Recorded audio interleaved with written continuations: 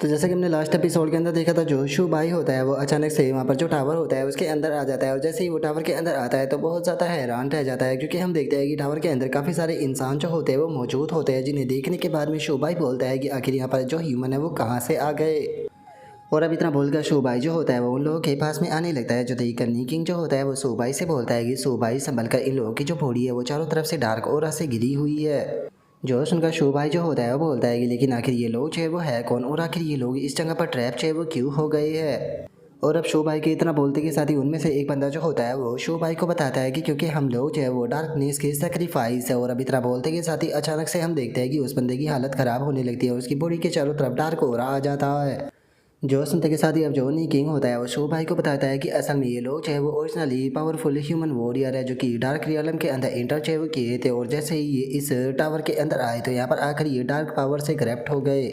जो सुनते के साथ ही हम देखते हैं कि वहाँ पर वे सभी लोग जो होते हैं वो अचानक से खड़े होने लगते हैं, जो देख कर नी किंग जो होता है वो बोलता है कि नहीं, मैं गलत था। असल में यहाँ पर जो डार्क सोर्स है वो इन सभी को कंट्रोल करके इन्हें पपेट में बदल दिया है। जो सुनते के साथ ही अब शो भाई जो होता है वो उन लोगों से बोलता है कि देखो, मैं आप लोगों को यहाँ पर चोट जो है वो पहुँचाना बिल्कुल भी नहीं चाहता हूँ, तो इसीलिए प्लीज़ मुझे यहाँ पर फोर्स जो है वो मत कीजिए। और अब शो भाई के इतना बोलते के साथ ही अचानक से हम देखते हैं कि वे लोग पूरी तरीके से मॉन्स्टर में बदल चुके होते हैं। और उनमें से एक बंदा जो होता है वो अपने क्लोज से शो भाई के ऊपर अटैक करता है, लेकिन शो भाई उसके अटैक को ब्लॉक करते हुए बोलता है कि इनका अटैक तो सच में काफ़ी पावरफुल है। जो सुनते के साथ ही नी किंग जो होता है वो उन लोगों की हालत को देखने के बाद में जो शू भाई होता है उसे बताता है कि जो सोर्स ऑफ डार्कनेस है वो इनकी बॉडी के अंदर डीपली करप्ट जो है वो हो चुकी है, जिसका इनकी जो फिजिकल बॉडी है वो भी ट्रांसफॉर्म हो चुकी है, जिसका नॉर्मल अटैक इन्हें नहीं हरा सकते।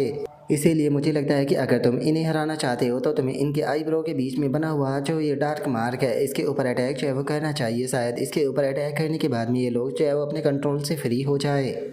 और अब नी किंग के इतना बोलते के साथ ही हम देखते हैं कि शू भाई जो होता है वो उनमें से एक को अटैक कर दूर फेंक देता है। तभी एक लड़की जो होती है वो चिल्लाते हुए शू भाई की तरफ अटैक करते हुए बोलती है कि डार्कनेस की पावर को फील करो। और इतना बोलकर वो लड़की जैसे ही अटैक करती है तो शू भाई उसके अटैक को डोज करते हुए उस लड़की के फोरहेड के ऊपर अटैक करते हुए बोलता है कि डैमिट, मेरी जो पावर है वो अभी भी पूरी तरीके से रिकवर जो है वो नहीं हुई है। और शो भाई के इतना बोलते के साथ ही हम देखते हैं कि उस लड़की के फोरहेड के ऊपर अटैक करने के बाद में भी वो लड़की कंट्रोल से फ्री नहीं होती, जो देखकर शो भाई बोलता है कि आखिर ये चीज़ काम क्यों नहीं कर रही। जो सुनकर नी किंग जो होता है वो शो भाई को बताता है कि जो डार्क इनप्रिंट इनके ऊपर हुआ हुआ है, मुझे लगता है कि वो इस टावर के ओरिजिन के साथ में भी कनेक्ट जो है वो हो चुका है। तो इसीलिए जब तक कि तुम इस लेवल का जो गार्डियन बॉस है उसे नहीं हरा देते हो तब तक कि ये लोग पूरी तरीके से कंट्रोल से फ्री नहीं होंगे। और उसके इतना बोलते के साथ ही हम देखते हैं कि वे सभी बंदे एक साथ में शो भाई की तरफ अटैक करने के लिए आने लगते हैं, जो देखकर शो भाई बोलता है कि लेकिन मैं अपने ज़्यादा टाइम को यहाँ पर बर्बाद नहीं कर सकता, मुझे यान रैन को बचाने के लिए जाना है। जो सुनते के साथ ही अब शो भाई के जो चारों बीस्ट होते हैं वो भी बाहर आकर फाइट के लिए तैयार हो जाते हैं। और जो जियाओ होंग होती है वो बोलती है कि मास्टर, हम लोग भी आपकी यहाँ पर मदद करेंगे। या मैं जानती हूँ कि इस टाइम पर हम लोग अच्छी कंडीशन में नहीं है, लेकिन उसके बाद में भी हम लोग यहाँ पर आपकी थोड़ी बहुत तो मदद कर ही सकते हैं। जो सुनकर शो भाई बोलता है कि ठीक है, तो चलो फिर साथ में इन्हें ख़त्म करते हैं।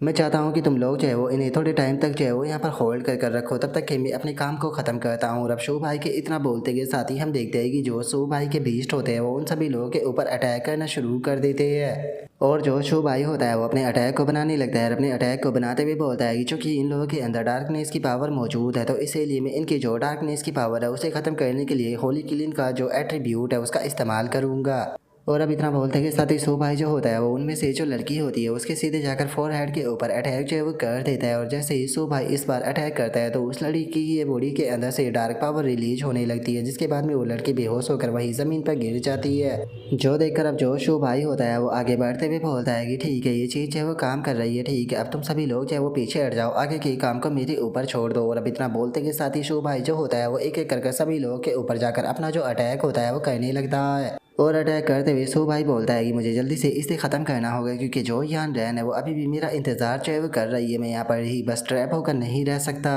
और इतना बोलकर अब शो भाई जो होता है वो कुछ ही देर में उन सभी लोगों को हरा देता है। जो देखकर नी किंग जो होता है वो शो भाई की तारीफ करते हुए बोलता है कि ये सच में बहुत शानदार था, तुम्हारी स्किल जो है वो वापस से इम्प्रूव हो चुकी है। और उसके इतना बोलते के साथ ही हम देखते हैं कि ऊपर की जो दीवार होती है उसके अंदर से डार्क कलर की एनर्जी जो होती है वो निकलने लगती है, जिसे देखकर नी किंग जो होता है वो बोलता है कि ऐसा लगता है कि फर्स्ट फ्लोर का जो गार्डियन है वो आ रहा है। और उसके इतना बोलते के साथ ही अचानक से हम देखते हैं कि आसपास की सारी एनर्जी जो होती है वो एक जगह पर इकट्ठा होने लगती है। और वहाँ पर किसी की आवाज़ आती है जो कि चिल्लाते हुए शू भाई से बोलता है कि एरोगेंट इंसान, तुम्हारी हिम्मत कैसे हो गई मेरी टेरिटरी के अंदर आकर इस तरीके से तोड़ फोड़ मचाने की। और अब इतना बोलते के साथ ही हम देखते हैं कि वहाँ पर 9 सरों वाला एक बीस्ट जो होता है वो आ जाता है, जिसके बारे में हमें बताया जाता है कि इस टावर के फर्स्ट फ्लोर का गार्डियन बीस्ट है, जिसका नाम कि 9 हेड बर्ड है।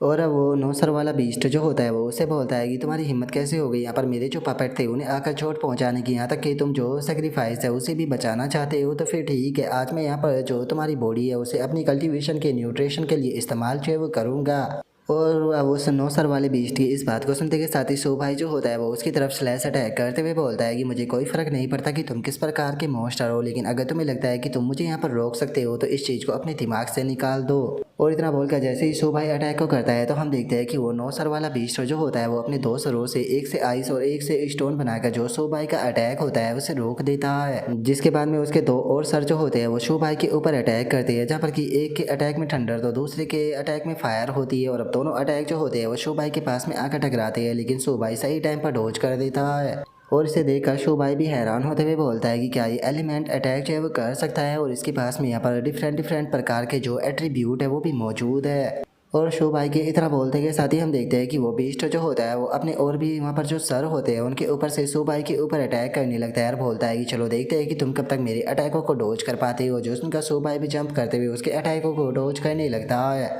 लेकिन तभी 2 अटैक सीधे शो भाई की तरफ आने लगते हैं, जिन्हें देखकर वो बोलता है कि डैमिट मैं इसे डॉज नहीं कर पाऊंगा। और उसके इतना बोलते के साथ ही अचानक से जियाओबा जो होता है वो अटैक के सामने आकर उस अटैक को ब्लॉक कर देता है, लेकिन इससे वो खुद भी इंजर्ड हो जाता है। जो देखकर शो भाई को भी जियाओबा की चिंता होने लगती है। और तभी हम देखते हैं कि वहाँ पर और भी बहुत सारे अटैक आकर टकराते हैं, जिसका काफ़ी पावरफुल धमाका होता है, लेकिन हम देखते हैं कि शो भाई ने उन अटैकों को ब्लॉक कर दिया था। और उसके बाद में अब शो भाई जो होता है वो जियाओबा से बोलता है कि जियाओबा तुम्हारी हालत ठीक नहीं है, तो जल्दी से बीस्ट टोटेमिक स्पेस के अंदर जाकर तुम रेस्ट करो। और शो भाई के इतना बोलते के साथ ही हमारा व्यूज 9 सर वाले बर्ड के ऊपर आ जाता है, जो कि वहाँ पर धमाके को देखने के बाद में बोलता है कि क्या मेरे जो अटैक थे वो इतने ज़्यादा पावरफुल थे कि उसने यहाँ पर उसकी बॉडी को भी पूरी तरीके से ख़त्म कर दिया। और इसके इतना बोलते के साथ ही शो भाई की आवाज़ आती है, जो कि बोलता है कि तुम यहाँ पर अजीब सी बर्ड देखते जाओ कि अब मैं एक एक कर तुम्हारे जो सर है वो कैसे काटता हूँ। और इतना बोलते के साथ ही अब शो भाई जो होता है वो अटैक कर उस 9 सर वाली बर्ड का एक सर जो होता है वो काट देता है। और अब अचानक से हुए हुए अटैक को देखने के बाद में जो वो बर्ड होता है वो भी अपने कटे हुए सर को देखकर थोड़ा सा हैरान रह जाता है, लेकिन अगले ही पल हम देखते हैं कि उसका जो सर होता है वो वापस से आ जाता है। और जो वो 9 सर वाला बर्ड होता है वो शो भाई की तरफ देखते हुए बोलता है कि तुम्हारी हिम्मत कैसे होगी ऐसा कहने की, अब तुम्हें इसके लिए प्राइस पे करना पड़ेगा। और इतना बोलते के साथ ही वो धड़ाधड़ कर शो भाई के ऊपर अपने जो अटैक होते हैं वो करने लगता है। अटैक करते हुए बोलता है कि इस बार मैं जो तुम्हारी बॉडी है उसे यहाँ पर छोटे छोटे टुकड़ों में बांट दूंगा। और अब इस चीज़ को देखकर शो भाई भी हैरान रह जाता है और बोलता है कि ऐसा पॉसिबल कैसे है। ये बास्टर जो है वो यहाँ पर अलग अलग प्रकार के एलिमेंट के अटैक जो है वो कर रहा है, जिस कारण सारे एलिमेंट के जो अटैक है उन्हें एक साथ में यहाँ पर ब्लॉक कर पाना बहुत ही ज़्यादा मुश्किल जो है वो हो जाता है। एक साथ में इतने सारे एलिमेंट अटैकों से नहीं बचा जा सकता, और उसी के साथ में अपने सर को भी वापस से ग्रो कर सकता है। जो सुनते के साथ ही जो नी किंग होता है वो शो भाई को बताता है कि शो भाई तुम्हें जो इस बर्ड का बीच वाला सर है उसके ऊपर अटैक करने के ऊपर फोकस है वो करना चाहिए, क्योंकि अगर तुम उसे हरा दोगे तो शायद उसके बाद में इसके बाकी के जो अटैक है वो कमज़ोर हो जाएगी, क्योंकि मुझे लगता है कि वो इसका वीक पॉइंट है। जो सुनते के साथ ही अब जो शो भाई होता है वो उसके अटैकों को डॉज करते हुए चिल्लाते हुए बोलता है कि जियाओ होंग, जियाओ किंग और जियाओ भाई जल्दी से यहाँ पर मेरी मदद करो ताकि मैं इसके पास में पहुँच सकूँ। जो सुनते के साथ ही अब जो जियाओ होंग होती है वो फ्लाई करते हुए सीधे उस बीस्ट के सामने आकर अपनी फायर से उसके ऊपर अटैक जो है वो कर देती है। तभी जो जियाओ किंग होता है वो भी वहाँ पर अपने जो अटैक होते हैं वो उस बर्ड के ऊपर बरसाना शुरू कर देता है। और वहीं दूसरी तरफ जो जियाओ भाई होता है वो भी उसके जो अटैक होते हैं उन्हें रास्ते में ही ब्लॉक जो है वो करने लगता है, जिसके बाद में अब जो शो भाई होता है वो भी वहाँ पर अपना जो अटैक होता है उसे चार्ज करने लगता है और अपने अटैक को चार्ज करते हुए फुल स्पीड में उस बर्ड की तरफ बढ़ने लगता है। और उस बर्ड की तरफ बढ़ते हुए जो शो भाई होता है वो चिल्लाते हुए बोलता है कि तुम डैमिट बर्ड कहीं कि तुमने यहाँ पर मेरा बहुत ज़्यादा टाइम को बर्बाद करा दिया। और इतना बोलते के साथ ही शो भाई जो होता है वो सीधे जो वो बर्ड होती है उसके सामने जो है वो आ जाता है, और उस बर्ड के सामने आकर शो भाई जो होता है वो चिल्लाते हुए बोलता है कि लेकिन अब बास्टर तुम्हारे यहाँ पर ख़त्म होने का जो टाइम है वो आ चुका है। और अब शो भाई के इतना बोलते के साथ ही जो हमारा आज का एपिसोड है वो यहीं पर ही कंप्लीट जो है वो हो जाता है। तो नेक्स्ट एपिसोड के अंदर देखिए कि आगे क्या होता है। अगर आप लोगों को वीडियो अच्छी लगी हो तो लाइक करना, चैनल को सब्सक्राइब करना। मैं मिलता हूँ नेक्स्ट एपिसोड के अंदर, तब तक के लिए बाय बाय गाइज।